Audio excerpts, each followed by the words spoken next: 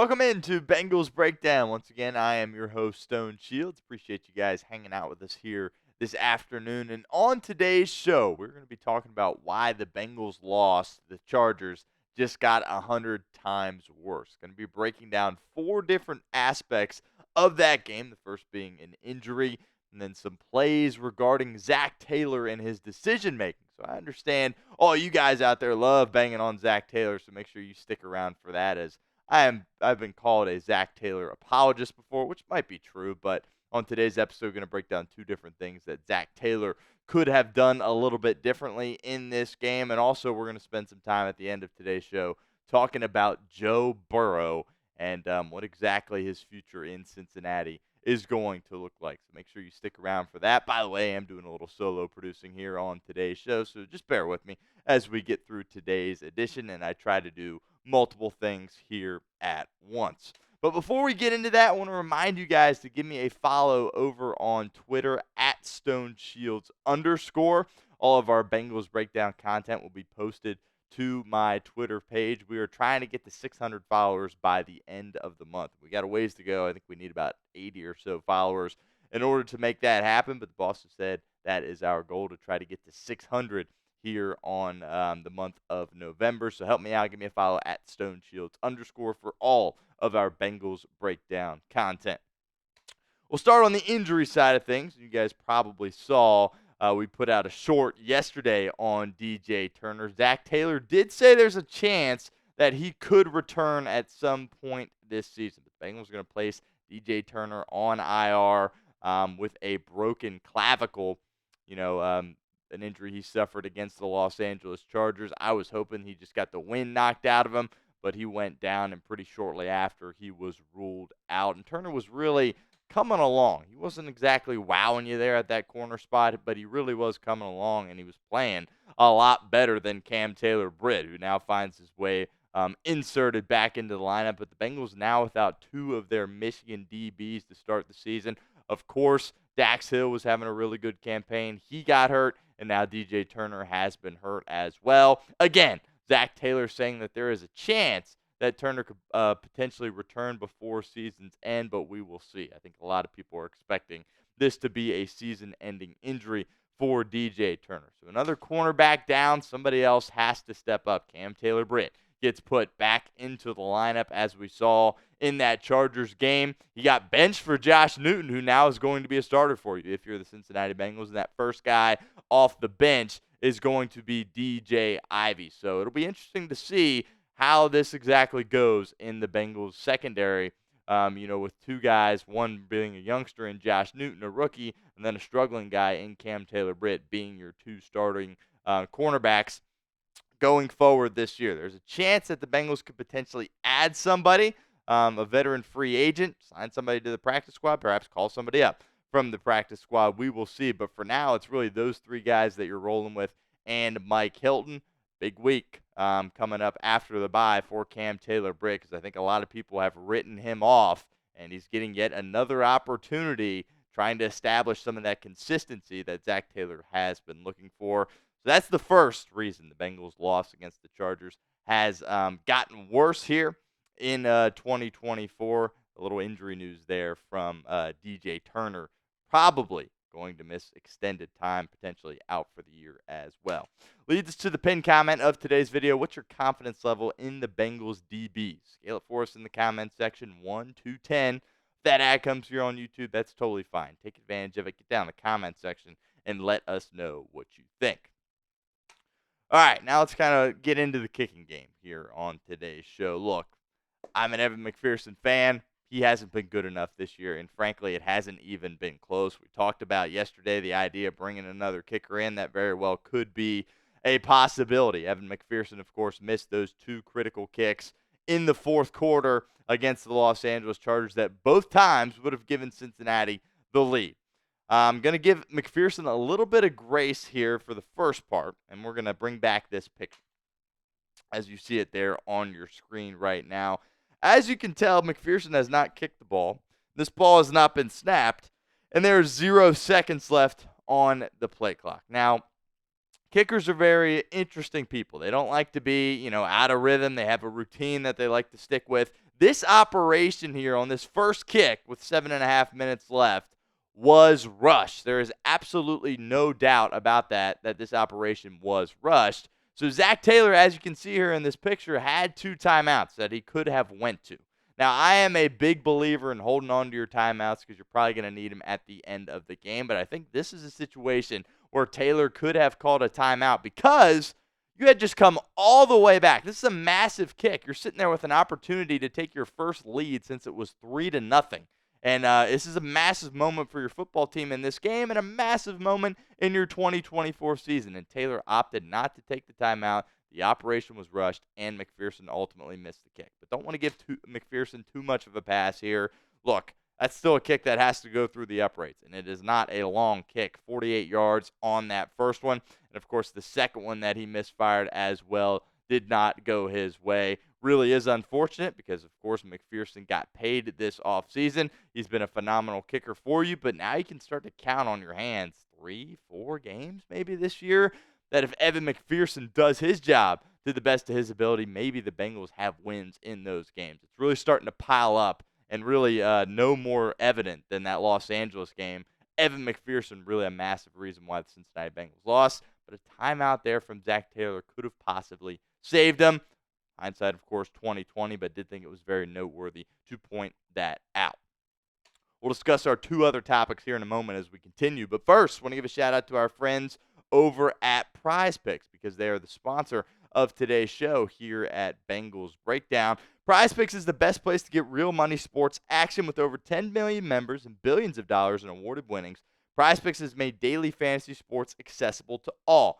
You just pick more or less on at least 2 players for a shot to win up to 100 times your cash. Run your game all season long on Prize Picks.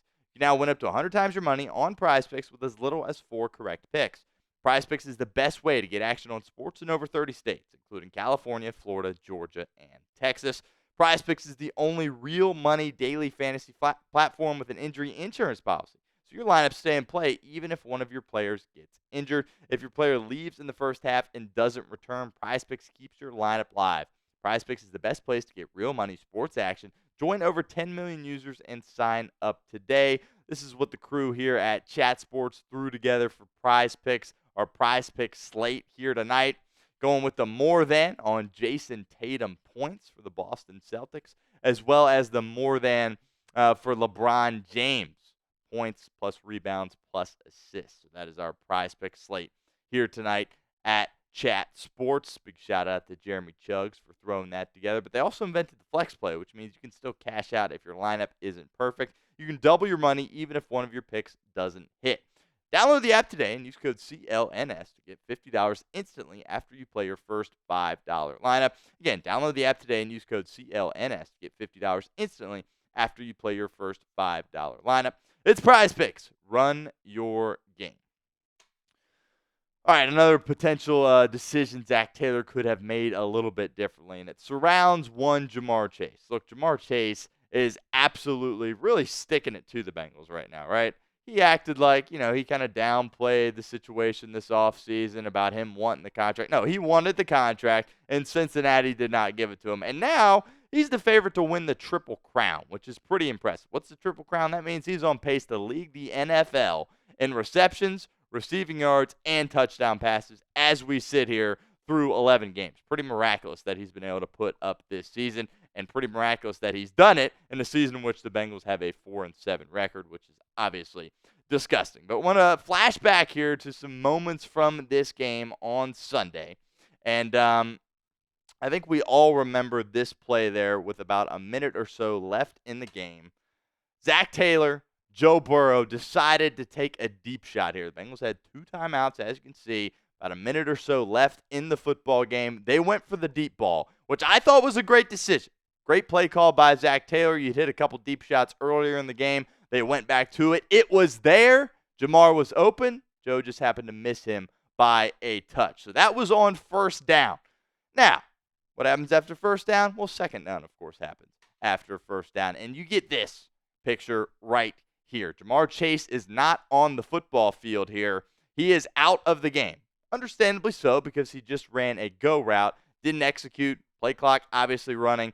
he gets off the field. Now, I do want to shout out my guy Tony Pike over at iHeartMedia. He does a phenomenal breakdown on this whole situation on his Twitter page, so check that out. Great stuff from Tony Pike. But here's a situation. As you can see here, Burrow is rushed once again. The play clock is at 1 second. Obviously, you can't tell with the still picture, but he's clapping his hands here trying to hurry up the snap. The Bengals, once again, are behind. Their operation is sped up. And in what is arguably the most important play of their 2024 season, to this point, Jamar Chase isn't out there on the football field. He's on the sideline. They don't execute this play, of course. They rush it, try to run something out in the flat-ish, kind of short route to your running back, Chase Brown, incomplete. Next thing you know, you're staring a 3rd and 10 right in the face. Zac Taylor had 2 timeouts here. This would have been a perfect situation to say, you know what? I'm calling timeout here. This drive, more than likely, is going to dictate our season, and we need that guy, Jamar Chase, out on the football field. Instead, they're staring a 3rd and 10 right in the face because they do not have their best player on the football field. Look, I thought that was a perfect opportunity for Zac Taylor to call one of his timeouts, especially in that situation, because you got to be thinking about that possession. You're not holding on to your timeouts like, oh, what if we get the ball back? No, there's a minute left in this football game. This is your chance to go win the game. All chips should be on the table there, and that's not what they opted to do. Zac Taylor let the play run. 2nd and 10. Doesn't work out. Next thing you know, it's 3rd and 10, and the Chargers defense is kind of licking their chops in that situation, just getting ready for their offense to get the ball back and ultimately win the game. A couple of situations there that I thought Zac Taylor could have called timeout for Cincinnati, put them in a bit of a better situation. Another opportunity for you guys to get interactive with our show here at Bengals Breakdown. Should Zac Taylor have called that timeout after the deep ball? They threw the deep ball to, of course, Jamar Chase on 1st down. Didn't work out. Jamar Chase comes out of the game on 2nd down. Should Zac Taylor have called that timeout to be able to get Jamar Chase back into the football game? Let me know in the comment section. Type Y for yes or N for no. Lastly, before we get out of here, I want to talk some Joe Burrow.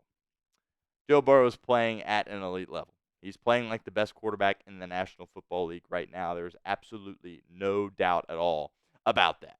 And Cincinnati has a terrible record. Several games under 500. Most likely out of the race for the playoffs, have an opportunity if they do indeed win out. And Joe Burrow, you really just start to feel bad for Joe Burrow because just his mannerisms coming off the field. I mean, the guy is completely dejected out there, and he has done everything that he can to put this team in a position to win, and they have not been able to execute around them.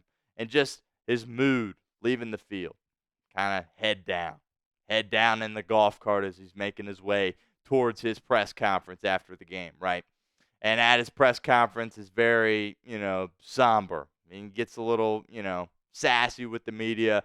When they asked him, what did you say to McPherson? He said nothing. And then they asked him, why? Is this the most frustrating season of your career or your life? He said yes. They said why? He said pretty self-explanatory. So I start to worry a little bit about Joe Burrow when it comes to him sticking around. Because what if the Bengals do this next season? Obviously, Joe Burrow just signed a massive deal. But if they continue to do this year in and year out, after this contract is up, he's going to want to get out of here, which is just absolutely devastating because if Cincinnati loses Joe Burrow, they will never get over the hump, ever. They have to have him. And right now, they're doing poorly by Joe Burrow, putting him in bad situations, getting him frustrated. And I understand he's the quarterback and he needs to be able to overcome those things, but you just worry about Joe Burrow and his, want to stick around and play for this franchise when this is the way things have gone. As an organization, some adjustments need to be made in the offseason, which we will address all offseason long. But you got to be a little bit worried about Joe Burrow, and obviously you got to feel terrible for him as well, despite the fact he is getting, handsomely, I guess you could call it, compensated with his contract. But still, he's putting his body out there on the line, and the Bengals simply are not doing a good enough job going out there and playing quality football around him.